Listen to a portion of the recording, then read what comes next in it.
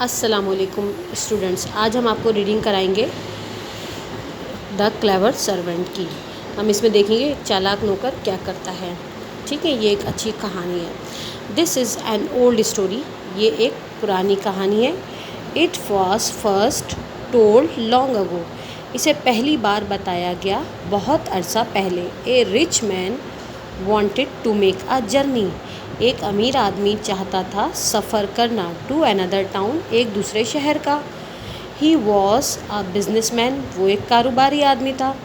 He wanted to take things to sell, वो चाहता था कि चीज़ें ले जाए बेचने के लिए। He also wanted to take gold to buy things with, वो चाहता था सोना भी ले जाना चाहता था ताकि उसे ख़रीद सके उसके ज़रिए चीज़ें। He decided to take 10 servants, उसने फ़ैसला किया कि वो अपने साथ ले जाएगा 10 नौकरों को। विद हिम, अपने साथ। They would carry the things, वो उठाएंगे सामान। टू सेल, बेचने वाला। एंड द गोल्ड, और सोना भी। एंड आल्सो फूड, और ग़िज़ा भी। To eat on the journey, सफ़र पर खाने के लिए। He was a kind man, वो एक मेहरबान इंसान था। He said to one of his servants, उसने अपने मुलाजमीन में से एक से कहा, यू आर द स्मॉलेस्ट, तुम हो सबसे छोटे। द थिनेस्ट, सबसे दुबले।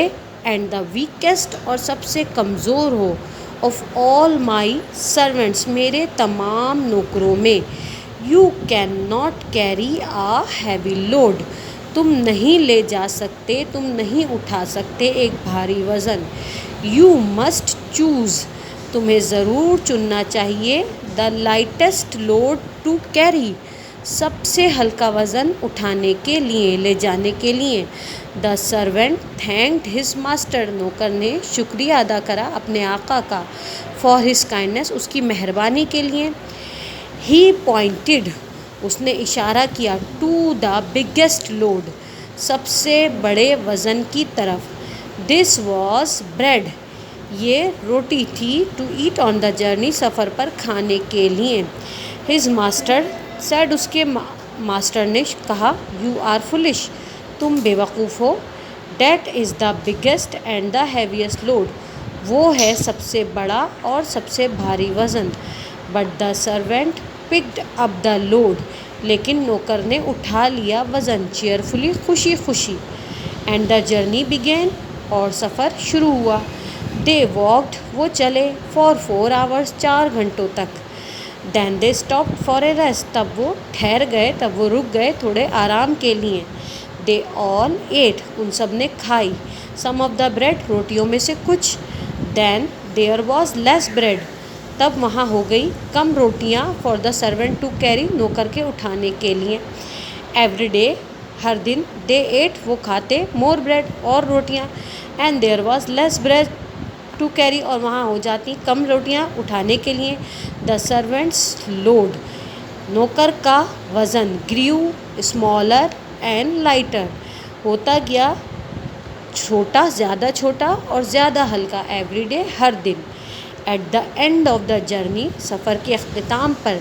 The clever servant had nothing to carry, चालाक नौकर के पास कुछ भी नहीं था उठाने के लिए, ले जाने के लिए। अब हम इसकी एक्सरसाइज करेंगे। यहाँ क्वेश्चन नंबर है, who wanted to go on a journey. अच्छा, एक बात याद रखिएगा, जब सवाल जिस टेंस में होता है, अगर सवाल पास्ट में होता है तो हम उसका आंसर भी पास्ट में ही देते हैं। Who wanted to go on a journey, तो यहाँ पे हु की जगह क्या आ जाएगा, कौन जाना चाहता था सफ़र पे, अ रिच मैन। हु की जगह क्या आ जाएगा, a rich man wanted to go on a journey. What did he want to take, वो क्या ले जाना चाहता था, तो इसका आंसर क्या होगा, ही वांटेड, वो चाहता था। यहाँ वांट की फर्स्ट फॉर्म डिड आया है, तो यहाँ पे क्या आ गई, वांट की फर्स्ट फॉर्म आई है, लेकिन हम जवाब में क्या लिखेंगे, ही वांटेड, वो चाहता था। To take things to sell and gold, वो क्या ले जाना चाहता था, चीज़ें एंड और सोना बेचने के लिए ले जाना चाहता था। Why did he take gold, वो सोना क्यों ले जाना चाहता था, वो सोना क्यों ले गया। ही, यहाँ पे हम टेक नहीं लिखेंगे, क्या लिखेंगे, ही टुक गोल्ड, वो सोना ले गया था। ताकि टू बाय थिंग्स विथ, उससे चीज़ों की ख़रीदारी कर सके, यानी सोना बेच के उसकी चीज़ों के ख़रीदार। Why did he take food, वो ग़िज़ा क्यों ले गया था। ही टुक फूड, वो ग़िज़ा ले गया था। To eat on the journey, सफ़र पर खाने के लिए। हाउ मैनी सर्वेंट्स वैन, कितने नौकर गए थे, तो यहाँ हाउ मैनी की जगह क्या आ जाएगा 10 सर्वेंट्स वेंट, 10 नौकर गए थे। What did the servant do, नौकरों ने क्या किया। The servants picked up the things, नौकरों ने सामान उठाया था। What did the clever servant carry, यहाँ पे क्या आएगा द क्लेवर सर्वेंट, कैरी नहीं आएगा, यहाँ कैरी की सेकंड फॉर्म आएगी, क्योंकि ये सवाल जो पूछा गया है वो आपसे पास्ट में पूछा गया है। पूरी स्टोरी से रिलेटेड जो क्वेश्चंस हैं, पूरी स्टोरी से जो क्वेश्चन रिलेटेड पूछे गए हैं वो सब पास्ट में पूछे गए हैं। What did the clever servant carry, तो क्या आ जाएगा इसका answer the clever servant carry की बजाय क्या आएगा, कैरी की सेकंड फॉर्म आएगी। The clever servant carried the bread to eat on the journey, बस आप ब्रेड तक भी इसका आंसर हो सकता है। वाई डिड दे स्टॉप्ड, वो क्यों रुके थे। दे स्टॉप्ड, वो रुके थे फॉर आर रेस्ट, आराम करने के लिए। What happen to the bread, रोटियों के साथ क्या हुआ था। They ate the bread and, वहाँ पे क्या हो गया था, रोटियों के साथ उन्होंने क्या किया था, उन्होंने रोटियाँ खाई थी। They ate the bread. What happen to the servant's load, servant के वज़न के साथ क्या हुआ था।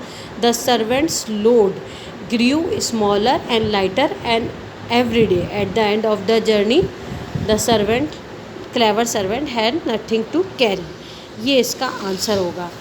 अच्छा, इसमें आपने ऑब्ज़र्व किया होगा, इसमें एडजेक्टिव क्या होता है, किसी भी नाउन की अच्छाई बुराई या मिक़दार वगैरह को बयान करने के लिए एडजेक्टिव यूज़ होता है। और यहाँ आपने देखा है कई एडजेक्टिव यूज़ हुए हैं और उनकी सुपरलेटिव, एडजेक्टिव की 3 डिग्रीज़ होती हैं, पॉजिटिव और कंपैरेटिव और सुपरलेटिव। यहाँ पे आप देखेंगे कि यहाँ पे कई जगह सुपरलेटिव डिग्री यूज़ हुई है, like the smallest, the thinnest, the weakest, the biggest, इस तरह से हैवीएस्ट। यहाँ पर थर्ड एडजेक्टिव की 3rd डिग्री कई जगह यूज़ हुई है। यहाँ 2 जगह कंपैरेटिव डिग्री भी यूज़ हुई है, स्मॉलर और लाइटर। इसे पढ़िए, इसे गौर से पढ़िए, इसको ध्यान से पढ़िए, इसको आपको बहुत कुछ सीखने को मिलेगा इन चीज़ों को पढ़ के।